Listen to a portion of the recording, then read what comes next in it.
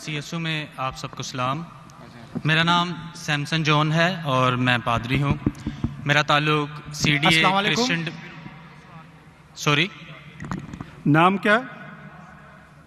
मेरा नाम पादरी सैमसन जॉन है और मेरा ताल्लुक CDA से है, क्रिश्चियन डिबेट एकेडमी से, और मैं क्रिश्चियन अपोलॉजिस्ट भी हूँ। और आपने गुज़श्ता रोज़ कराची में पूरी मसीहियत जो पाकिस्तानी मसीहियत है उनको मनाजरे का चैलेंज किया था, तो मेरी तरफ से और हमारी टीम की तरफ से आपके चैलेंज को हमने कबूल किया है और हम 20,000 बंदों को पेश कर सकते हैं, तैयार कर सकते हैं, वो इस मनाजरे में प्रेजेंट होंगे। और इसके अलावा आपने कहा था कि बाइबल मुकद्दस में कोई एक आयत जो इस बात पर दलालत करती हो कि हज़रत मसीह ने कहा हो कि मैं खुदा हूँ। Gospel of John chapter number 13 verse number 13 उसमें लिखा है कि तुम मुझे उस्ताद और खुदावंद कहते हो और खूब कहते हो क्योंकि मैं हूँ। जब आप बाइबल मुकद्दस पर गौर करते हैं तो लाजिम है कि आपको बिब्लिकल लैंग्वेजेस का पता होना चाहिए। यहाँ पे जो खुदावंद के लिए लफ्ज़ इस्तेमाल किया गया है वो कुरियोस है, और कुरियोस जो के साथ जब भी आर्टिकल का इस्तेमाल किया जाता है तो ये खुदा के मायने देता है। तो मसीह जब अपने बारे में गॉस्पेल ऑफ जॉन में ये बात करते हैं तो वो खुदा होने की तरफ इशारा कर रहे हैं कि मैं खुदा हूँ। इसके अलावा gospel of Matthew chapter number 21 और उसकी आयत नंबर 3 उसमें लिखा है कि अगर कोई तुमसे पूछे कि तुम ये क्यों करते हो तो तुम उनसे कहना कि खुदावंद को इसकी ज़रूरत है। तो यहाँ पर भी यीशु जो हैं अपने आप को कुरियोस आर्टिकल के साथ खुदा कह रहे हैं। तो इसके अलावा आप gospel of John chapter number 8 verse number सुनिए भाई साहब, एक सवाल पूछना चाहिए, एक सवाल एक टाइम पे, समझे ना। पहला आपका सवाल कि आप मेरे चैलेंज को एक्सेप्ट करते। शायद आपने मेरी तकरीर नहीं पढ़ी जी, या मेरी तकरीर सुनी नहीं। चैलेंज करने को मैं जब चैलेंज करता हूं अलग बात है, आपने सवाल किया, सवाल का जवाब दूंगा। अगर आप डिबेट करना चाहते, मेरे डिबेट के शराइत है जी जी, मेरे डिबेट के ये शराइत है कि अगर किसी को मुझसे डिबेट करना है पब्लिक में तो कम से कम वो 5% जैसा मैं मजमा इकट्ठा करता हूं। मेरे सबसे बड़ा मजमा है 10 लाख हिंदुस्तान में। कितना? 10 लाख। तो कम से कम 5%, 50,000 का मजमा तैयार करो। आपने सुनिए 20,000 का कहा था। सुनिए मेरी बात, सुनिए मेरी बात। मैं जब बात कर रहा हूं बीच में दखल मत दीजिए। जी जी, आप बात करें। 30,000 आपके लिए 30,000, चलो मान गए। 30,000 मुझे सुनने में प्रॉब्लम हुई। आपने 30,000 कहा, 30,000 भी मान लिया। सबसे पहला मेरा 10,000 था, फिर 20,000 हुआ। जब से बढ़ते जाता है, मेरी तादाद बढ़ते जाते तो आम भी बढ़ते जाते। सबसे पहले मैं कहता था 10,000 करो, क्योंकि मजमा मेरा छोटा था। जब मजमा बढ़ते जाता है और पॉपुलैरिटी बढ़ती जाती है तो मेरा मिनिमम क्राइटेरिया भी बढ़ते जाता है। मैंने पहले जब बहस किया तो जो लोग सिर्फ 5,000 इकट्ठा करते उनके साथ भी मैंने डिबेट किया। वो पहले था ईयर 2000 में, 1998 में। आप बोलते 30,000 मान गए।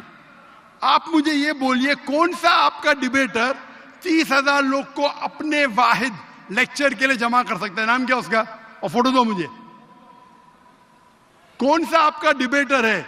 मैं जानता हूं दुनिया में सैकड़ों क्रिश्चियन हैं जो लाख से ज्यादा इकट्ठा कर सकते हैं। बेनी हिन, मॉरिस रेलो, जिमी स्वगैट, ये सब नाम है। आपका कौन सा आदमी है जो 30,000 इकट्ठा कर सकता है? नाम क्या उसको और सबूत पेश करो। हम यहाँ पर जो है क्रिश्चियन डिबेट एकेडमी की तरफ से मैं कह रहा हूँ कि हमारी जो ऑर्गेनाइजेशन है वो 20,000 लोगों का इंतजाम करेगी। अगर आप डिबेट करना चाहते हैं, क्योंकि आपने आपके कोई मुकर्रिर ने जो डिबेट करना चाहता है, पादरी शफीक कमल और मैं पादरी सैमसन जॉन जो है, तो पादरी सैमसन जॉन जिंदगी में कभी भी 30,000 लोग को खिताब किए अकेला। कॉन्फ्रेंस की बात नहीं कर रहा हूं, अकेला। कब किए, तारीख बोलिए और सबूत पेश किए। जो अकेला हम जब सुनिए मेरी चर्च बात, में सुनिए जी। मेरी बात।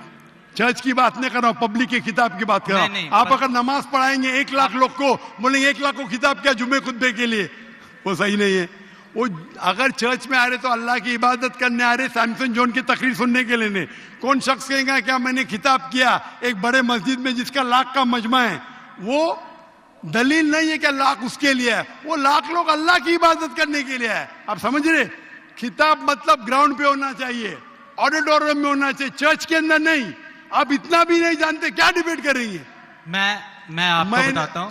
सुनिए मेरी बात। मॉरिस सिल्वा का नाम सुने आपने? जिमिस वगैरह का नाम सुने? बेनिन का नाम सुने? ये सब दुनिया में मशहूर मुकर्रिर है, टेली इवेंजलिस्ट है। ये तकरीर करते हैं, लाख लोग, 2 लाख लोग, 3 लाख लोग, 5 लाख लोग। श्री रविशंकर नाम सुने? जी जी रामदेव बाबा नाम सुने? जी जी। अभी आपके सैमसंग जॉन क्या तो अकेला करना चाहिए, अकेला, चर्च के अंदर नहीं।